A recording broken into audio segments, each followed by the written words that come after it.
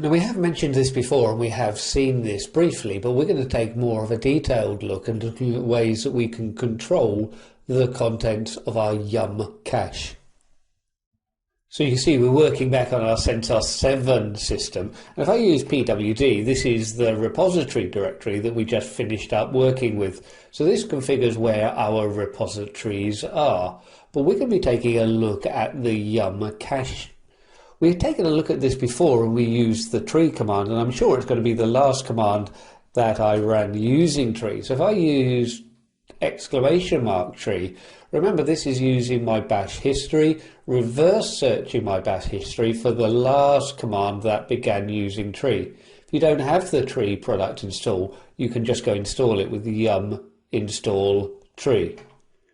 Now if I move back up, we'll see the command that it actually issued.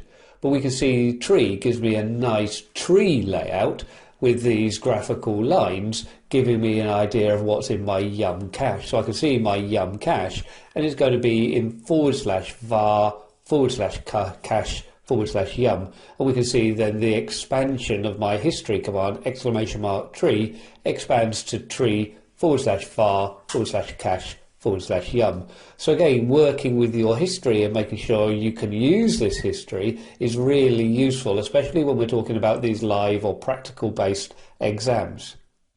If I go through now and using the yum command, if I use yum and then MA and tab, again remember I've got the tab completion, we put that on earlier in this module with the bash-completion product. So yum install bash-completion. If I go through now and use yum and make cache, we go through and we'll build metadata from our repositories. So of course this is then going to just check our repositories and make sure that we've got the latest repository information there. If I go through and clear this out and then use yum and clean, and if I use tab here, the double tab, it shows me all subcommands that I can have.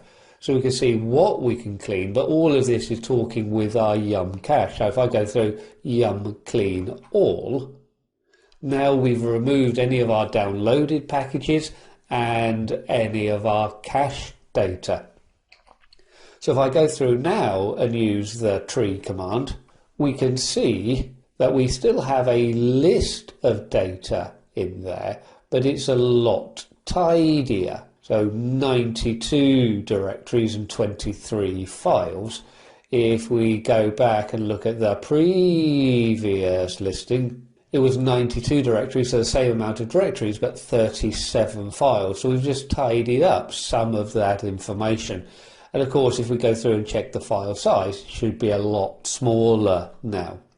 So certainly we can tidy this up, but if I go through now and run my yum and then make cache,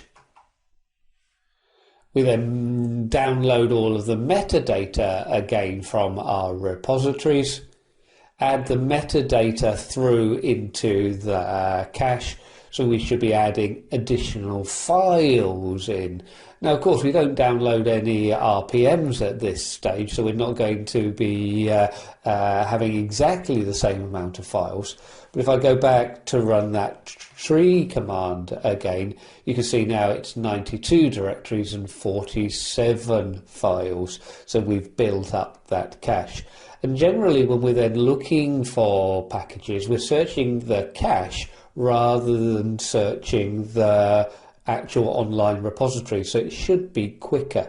So when we go through and try and get information on a package, or if we're going through searching for a package, we should be able to retrieve data from that package through our repositories.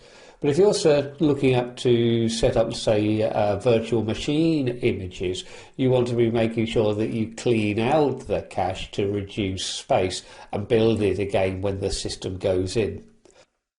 So hopefully this gives you an idea of some of the things that's happening within the Yum cache and some of the things that we can do to help control the size of that cache. Next up, we're going to be looking at how we can control our kernel updates.